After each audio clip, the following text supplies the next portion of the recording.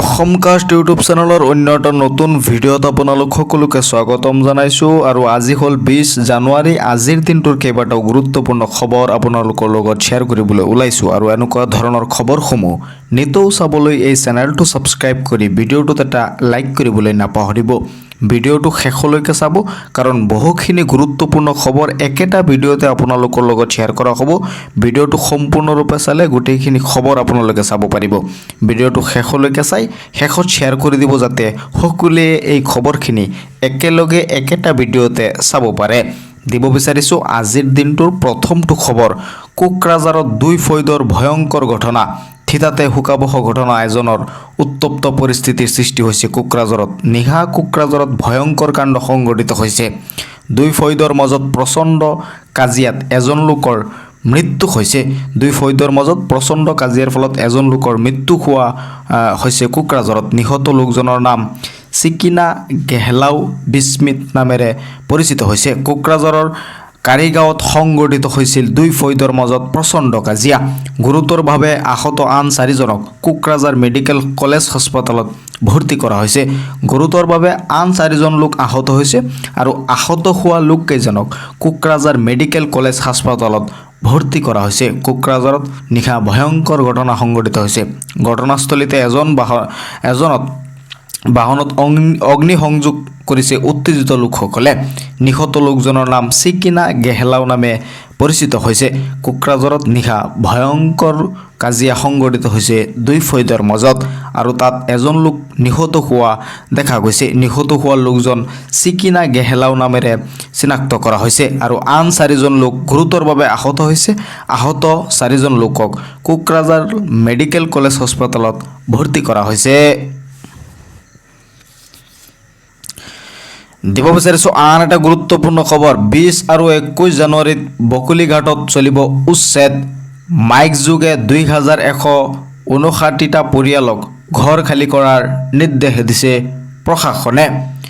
2159টা পৰিয়ালক ঘৰ খালী কৰাৰ নিৰ্দেশ দিছে প্ৰশাসনে। উচ্ছেদৰ জাননীৰ পিছতেই লাগিছে হাহাকাৰ। উচ্ছেদৰ পূৰ্বে ঘৰ দুৱাৰ ভাঙি ঠাই এৰিলে বেদখলকাৰীয়ে। উচ্ছেদৰ বাবে সাজু কৰা হৈছে বুলডোজাৰ। উচ্ছেদৰ বাবে ইতিমধ্যে বুলডোজাৰ সাজু কৰা হৈছে আৰু 2159টা পৰিয়ালক ঘৰ খালী কৰাৰ নিৰ্দেশনা দিয়া হৈছে। 20 আৰু 21 জানুৱাৰীত অৰ্থাৎ আজি আৰু কাইলৈ বকুলিয়াঘাটত চলিব বৃহৎ উচ্ছেদ অভিযান। মাইক যোগে 2159টা পৰিয়ালক ঘৰ খালী কৰাৰ নিৰ্দেশ দিছে প্ৰশাসনে আৰু নিৰ্দেশ পোৱাৰ পাছতেই উচ্ছেদৰ জাননী পোৱাৰ পাছতেই হাহাকাৰ লগা দেখা গৈছে। উচ্ছেদৰ পূৰ্বে ঘৰ দুৱাৰ ভাঙি ঠাই এৰিলে বেদখলকাৰীয়ে। উচ্ছেদৰ বাবে সাজু কৰা হৈছে বুলডোজাৰ। দিব বিচাৰিছোঁ আন এটা গুৰুত্বপূৰ্ণ খবৰ। 6 ফেব্ৰুৱাৰীত মুখ্যমন্ত্ৰীৰ CMAA আঁচনিৰ ধন বিতৰণ কৰা হ'ব। হাজাৰ হাজাৰ যুৱকে পাব 1 লাখকৈ টকা।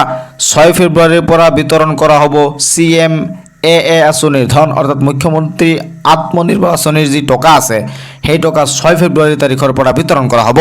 ৰাজ্যৰ হাজাৰ হাজাৰ নিবনুৱালৈ আহি গ'ল এটা ভাল খবৰ। CMAA আঁচনিৰ আবেদন কৰা যুৱকে শীঘ্ৰেই লাভ কৰিব এই ধন। প্ৰথম কিস্তিত দিয়া হ'ব 1 লাখ টকা আৰু প্ৰথম কিস্তিত 1 লাখ টকা দিয়া হ'ব। 2 লাখকৈ টকা পাব, কিন্তু প্ৰথম কিস্তিত ৭৫,000 যুৱক যুৱতীয়ে 1 লাখকৈ টকা পাব বুলি ৰাজ্যৰ মুখ্যমন্ত্ৰীগৰাকীয়ে ঘোষণা কৰিছে। ৭৫,000 যুৱকে পাব চৰকাৰৰ 2 লাখকৈ টকা। প্ৰথম কিস্তিত 1 লাখ টকা পাব, কিন্তু পৰৱৰ্তী কিস্তিত আপুনি আৰু 1 লাখ টকা পাব। সৰ্বমুঠ আপুনি 2 লাখ টকা পাব। কিন্তু 6 তাৰিখৰ পৰা 15 তাৰিখৰ ভিতৰত, 6 ফেব্ৰুৱাৰীৰ পৰা 15 ফেব্ৰুৱাৰীৰ ভিতৰত যি টকা দিয়া হ'ব সেই টকাত মাত্ৰ আপুনি 1 লাখ টকা পাব আৰু ৭৫,000 যুৱক যুৱতীক এই টকা দিব বুলি ৰাজ্যৰ মুখ্যমন্ত্ৰী ডক্টৰ হিমন্ত বিশ্ব শৰ্মাই ঘোষণা কৰিছে। মুখ্যমন্ত্ৰী ডক্টৰ হিমন্ত বিশ্ব শৰ্মাৰ বৃহৎ ঘোষণা। 6 ফেব্ৰুৱাৰীৰ পৰা বিতৰণ কৰা হ'ব CMAA আঁচনিৰ ধন। 15 ফেব্ৰুৱাৰীলৈকে দিয়া হ'ব এই ধন। 6 ফেব্ৰুৱাৰীৰ পৰা 15 ফেব্ৰুৱাৰীৰ ভিতৰত এই আঁচনিৰ ধন দিয়া শেষ কৰিব ৰাজ্য চৰকাৰে। CMAA আঁচনিত আবেদন কৰা যুৱকে শীঘ্ৰেই লাভ কৰিব এই ধন। 6 ফেব্ৰুৱাৰীৰ পৰা 15 ফেব্ৰুৱাৰীৰ ভিতৰত আপুনি এই টকা পাবলৈ সক্ষম হ'ব। দিব বিচাৰিছোঁ অত্যন্ত এটা ভাল খবৰ। আৰক্ষীক নিযুক্তিক লৈ আহি গ'ল এটা ভাল খবৰ। আৰক্ষীৰ নিযুক্তিক লৈ ৰাজ্য চৰকাৰে ইতিমধ্যে এটা ভাল খবৰ দিয়া দেখা গৈছে। 26 বছৰ বয়সলৈকে কৰিব পাৰিব আপুনি আবেদন। আপোনাৰ বয়স যদি 26 বছৰ হয় তথাপিও আপুনি আৰক্ষীৰ চাকৰিৰ কাৰণে আবেদন কৰিব পাৰিব। আৰক্ষীৰ নিযুক্তিক লৈ আহি গ'ল এটা ডাঙৰ খবৰ। এতিয়াৰ পৰা 26 বছৰ বয়সলৈকে কৰিব পাৰিব আপুনি আবেদন। আপোনাৰ বয়স যদি 26 বছৰ হৈছে তথাপিও আপোনাৰ চিন্তা কৰাৰ দৰকাৰ নাই। আপুনি আৰক্ষীৰ কাৰণে বা পুলিচৰ চাকৰিৰ কাৰণে আপুনি আবেদন কৰিব পাৰিব। আৰক্ষীৰ চাকৰিত আবেদনৰ বাবেও বৃদ্ধি কৰা হ'ল 15 দিনৰ সময়সীমা। ইতিমধ্যে যি আবেদনৰ চলি আছে, আৰক্ষীৰ যি চাকৰিৰ কাৰণে আবেদন প্ৰক্ৰিয়া চলি আছে, এপ্লাই চলি আছে, সেই এপ্লাইৰ সময়সীমাও ৰাজ্য চৰকাৰে আৰু 15 দিন বঢ়াই দিছে, যাতে কেণ্ডিডেটছে আৰু ভালকৈ এপ্লাই কৰিব পাৰে। যিসকল বাদ পৰিছে সেইসকলেও যাতে এপ্লাই কৰিব পাৰে, সেইকাৰণে ৰাজ্য চৰকাৰে আৰু 15 দিন সময়সীমা বৃদ্ধি কৰি দিছে। হিমন্ত বিশ্ব শৰ্মা চৰকাৰৰ বৃহৎ সিদ্ধান্ত। এতিয়াৰ পৰা 26 বছৰ বয়সলৈকে কৰিব পাৰিব আপুনি আবেদন। আবেদনৰ বাবে নিম্নতম বয়স হ'ল 18 বছৰ।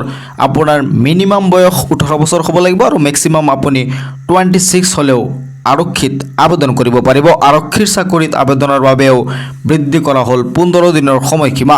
আৰু ইতিমধ্যে যি চাকৰিৰ এপ্লাই চলি আছে আৰক্ষীৰ, সেই এপ্লাইৰ কাৰণে আৰু 15 দিনৰ সময়সীমা বৃদ্ধি কৰিছে বুলি ৰাজ্যৰ মুখ্যমন্ত্ৰী ডক্টৰ হিমন্ত বিশ্ব শৰ্মাই ঘোষণা কৰিছে। চৰকাৰী ঘৰৰ বাবে আবেদন কৰিছে হাজাৰ হাজাৰ ভুৱা হিতাধিকাৰীয়ে। কোন জিলাত কিমান ভুৱা হিতাধিকাৰী আছে চাই লওক আপুনি। চৰকাৰী ঘৰৰ বাবে ইতিমধ্যে বহু ভুৱা হিতাধিকাৰী এপ্লাই কৰিছে বুলি ৰাজ্য চৰকাৰৰ তৰফৰ পৰা জনোৱা হৈছে। আপুনিও যদি এজন ভুৱা হিতাধিকাৰী হয় তেনেহ'লে কিন্তু আপুনি চৰকাৰী ঘৰ নাপায়। এইটো একেবাৰেই চান্স কম, আপুনি এতিয়া আৰু চৰকাৰী ঘৰ নাপায়, কাৰণ চৰকাৰে ইতিমধ্যে ফিল্ড ভেৰিফিকেশ্যন কৰি আছে। ফিল্ড অৰ্থাৎ গ্ৰাউণ্ড লেভেলত গৈ ভেৰিফিকেশ্যন তেওঁলোকে কৰি আছে।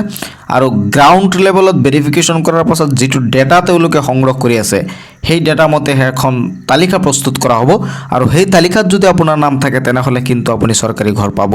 কাৰণ সেই তালিকাত সেইসকল ব্যক্তিৰ নামহে থাকিব যিসকল নেকি যোগ্য হিতাধিকাৰী হয়। যোগ্য হিতাধিকাৰীৰ নাম সেই তালিকাত অন্তৰ্ভুক্ত কৰা হ'ব। আৰু যোগ্য হিতাধিকাৰী হ'লেহে আপুনি চৰকাৰী ঘৰ নিশ্চয় পাব। চৰকাৰী পকী ঘৰৰ তালিকাত সোমাইছে বহু ভুৱা হিতাধিকাৰীৰ নাম। চৰকাৰে ইতিমধ্যে গম পাই গৈছে যে চৰকাৰী পকী ঘৰৰ তালিকাত যে ভুৱা হিতাধিকাৰীৰ নাম সোমাইছে, সেইটো চৰকাৰে ইতিমধ্যে গম পাই গৈছে। কেঁচা ঘৰ থাকিলেহে আপুনি পকী ঘৰ পাব।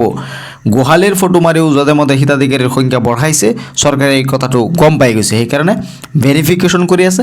ভেৰিফিকেশ্যন কৰাৰ পাছত আপোনাৰ এটা শুদ্ধ তালিকা চৰকাৰে প্ৰস্তুত কৰিব, তাৰ পাছতহে আপুনি ঘৰৰ টকা পাব। এতিয়া ইমান সোনকালে নাপায়। যিসকলে আগতে টকা পাই আছিল সেইসকলৰ টকা সোমাই আছে লাহে লাহে। আজিও সোমাইছে, যোৱাকালিও সোমাইছে, কালিও বহুতৰে টকা সোমাব। যিসকলৰ সোমাই আছে সোমাই থাকিব। আৰু পুৰণি বহুত মানুহ বাদ পৰি গৈছিল চৰকাৰী ঘৰৰ টকাৰ পৰা, সেইসকলে এতিয়া টকা পাই আছে।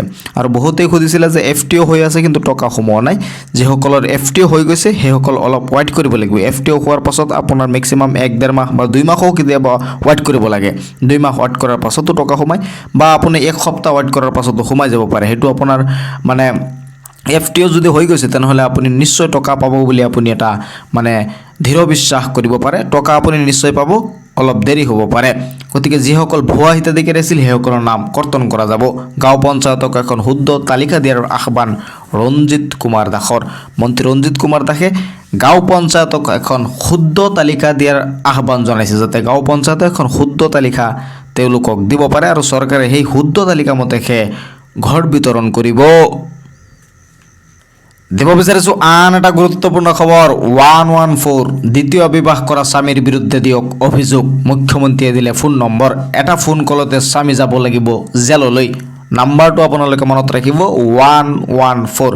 114 নম্বৰত আপুনি কল কৰি অভিযোগ দিব পাৰিব। দ্বিতীয় বিবাহ কৰা স্বামীৰ বিৰুদ্ধে দিয়ক আপুনি অভিযোগ। মুখ্যমন্ত্ৰীয়ে দিলে ফোন নম্বৰ। মুকলি হ'ল মুখ্যমন্ত্ৰীৰ হেল্পলাইন নম্বৰ 114। এটা ফোন কলতে স্বামী যাব লাগিব জেললৈ। পোনপটীয়াকৈ স্বামীৰ বিৰুদ্ধে অভিযোগ দিব পাৰিব পত্নীয়ে। লগে লগে লোৱা হ'ব কঠোৰ ব্যৱস্থা। এই কথা ঘোষণা কৰে ৰাজ্যৰ মুখ্যমন্ত্ৰী ডক্টৰ হিমন্ত বিশ্ব শৰ্মাই। এতিয়াৰ পৰা দ্বিতীয় বিবাহ কৰা স্বামীৰ অভিযোগ দিব পাৰিব মুখ্যমন্ত্ৰীক। এতিয়াৰ পৰা যদি কোনো স্বামীয়ে দ্বিতীয় বিবাহ কৰে লগে লগে আপুনি মুখ্যমন্ত্ৰীক অভিযোগ দিব পাৰিব আৰু ফোন নম্বৰ তেওঁলোকে মুকলি কৰিছে চৰকাৰৰ তৰফৰ পৰা। ফোন নম্বৰটো হ'ল 114। এই নম্বৰত আপুনি কল কৰি ডাইৰেক্ট অভিযোগ দিব পাৰিব আৰু অভিযোগ দিয়াৰ লগে লগে স্বামী যাব লাগিব জেললৈ। আৰু আপুনি যদি ইচ্ছা কৰে তেনেহ'লে এই ফোন নম্বৰটো ছেভ কৰি ৰাখিব বিচাৰে। এতিয়াৰ পৰা দ্বিতীয় বিবাহ কৰা স্বামীৰ অভিযোগ দিব পাৰিব মুখ্যমন্ত্ৰীক, লগে লগে লোৱা হ'ব কঠোৰ ব্যৱস্থা। আৰু চৰকাৰৰ তৰফৰ পৰা জনোৱা হৈছে যে লগে লগে কঠোৰ ব্যৱস্থা লোৱা হ'ব বুলি এইটো চৰকাৰৰ তৰফৰ পৰা জনোৱা হৈছে।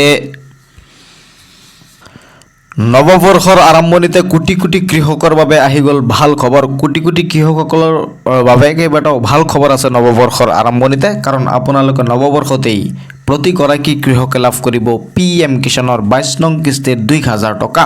আপুনিও সাজু হওক PM কিষাণৰ 22 নং কিস্তিৰ ধন ল'বলৈ।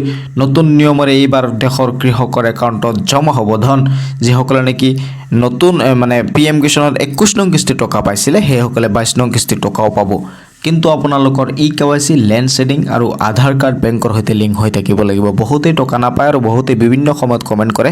টকা নোপোৱাৰ আপোনাৰ মেইন কাৰণটো হ'ল আপুনি আধাৰ কাৰ্ডটো আপোনাৰ বেংকৰ একাউণ্টৰ সৈতে লিংক কৰা নাই, বা আপোনাৰ লেণ্ড শেডিং হৈ থকা নাই, বা আপোনাৰ KYC হৈ থকা নাই। এই তিনিটাৰ পৰা যদি এটাও নাথাকে তেনেহ'লে আপুনি কিন্তু চৰকাৰী যি PM কিষাণৰ 22 নং কিস্তিৰ টকা আছে সেই টকাৰ পৰা আপুনি বঞ্চিত হ'ব। KYC আপডেট নকৰিলে লাভ নকৰিব PM কিষাণৰ 22 নং কিস্তিৰ ধন।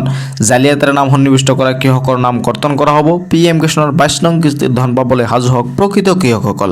যিসকল নেকি প্ৰকৃত কৃষক আছে সেইসকল সাজু হৈ যাওক। অতি সোনকালেই আপোনাৰ একাউণ্টত 22 নং কিস্তিৰ ধন সোমাই যাব। শীঘ্ৰেই প্ৰতিগৰাকী কৃষকৰ একাউণ্টত সোমাব PM কিষাণৰ 22 নং কিস্তিৰ ধন। চৰকাৰৰ তৰফৰ পৰা এইটো জনোৱা হৈছে যে শীঘ্ৰেই PM কিষাণৰ 22 নং কিস্তিৰ ধন আপোনাৰ বেংকৰ একাউণ্টত সোমাই যাব। এটি কলি দুটি পাত চাহ বাগিচাৰ প্ৰতিগৰাকী শ্ৰমিকে লাভ কৰিব 5,000 টকা। মহিলা উদ্যমিতা অৰুণোদয়ৰ পাছত ৰাজ্য চৰকাৰৰ ডাঙৰ ঘোষণা। চাহ বাগিচাৰ প্ৰতিগৰাকী শ্ৰমিকে লাভ কৰিব 5,000 টকা। এটি কলি দুটি পাত আঁচনিৰ জৰিয়তে লাভ কৰিব এই ধন। 25 জানুৱাৰীৰ পৰা লাভ কৰিব এই 5,000 টকা। হাতত মাত্ৰ আপোনাৰ 5 দিন সময় আছে। 5 দিনৰ পাছতে আপুনি 5,000 টকা লাভ কৰিব যদি আপুনি চাহ বাগিচাৰ শ্ৰমিক হয়। চাহ বাগিচাৰ শ্ৰমিকসকলক 5,000 টকা দিয়া হ'ব। অসমৰ চাহ বাগিচাৰ 200 বছৰ সম্পূৰ্ণভাৱে প্ৰদান কৰা হ'ব এই ধন। 25 জানুৱাৰীৰ পৰা 10 ফেব্ৰুৱাৰীৰ ভিতৰত বাগানৰ শ্ৰমিকে লাভ কৰিব এই ধন। 25 জানুৱাৰীৰ পৰা 10 ফেব্ৰুৱাৰীৰ ভিতৰত এই টকা আপোনাক দি শেষ কৰি দিব। অৰ্থাৎ 25ৰ পৰা 10 আপোনাৰ 11 দিন বা 15 দিন সময় আপোনাৰ ল'ব। 15 দিনৰ ভিতৰতে আপুনি 5,000 টকা পাবলৈ সক্ষম হ'ব। মহিলা উদ্যমিতা অৰুণোদয়ৰ পাছত ৰাজ্য চৰকাৰৰ ডাঙৰ ঘোষণা। 25 জানুৱাৰীৰ পৰা 10 ফেব্ৰুৱাৰীৰ ভিতৰত বাগানৰ শ্ৰমিকে লাভ কৰিব এই 5,000 টকা। আৰু এই কথা ঘোষণা কৰে ৰাজ্যৰ মুখ্যমন্ত্ৰী ডক্টৰ হিমন্ত বিশ্ব শৰ্মাই। আজিৰ 20 জানুৱাৰী তাৰিখৰ এইকেইটা গুৰুত্বপূৰ্ণ খবৰেই আছিল। একেলগে মই আপোনালোকৰ দি দিছোঁ। ভিডিঅ'টো এতিয়াই শ্বেয়াৰ কৰি দিয়ক যাতে সকলোৱে এই খবৰখিনিত একেলগে চাব পাৰে। মোৰ চেনেলটো ছাবস্ক্ৰাইব কৰি ৰাখিব পৰৱৰ্তী খবৰ পাবলৈ। ভিডিঅ'টোত এতিয়া এটা লাইক কৰি ভিডিঅ'টো শ্বেয়াৰ কৰিবলৈ নাপাহৰিব। ভিডিঅ'টো শ্বেয়াৰ কৰি দিব যাতে সকলোৱে খবৰখিনি চাব পাৰে। লগ পাম পৰৱৰ্তী ভিডিঅ'ত। চাই থাকিব আপোনালোকৰ আপোন চেনেল অসম কাষ্ট।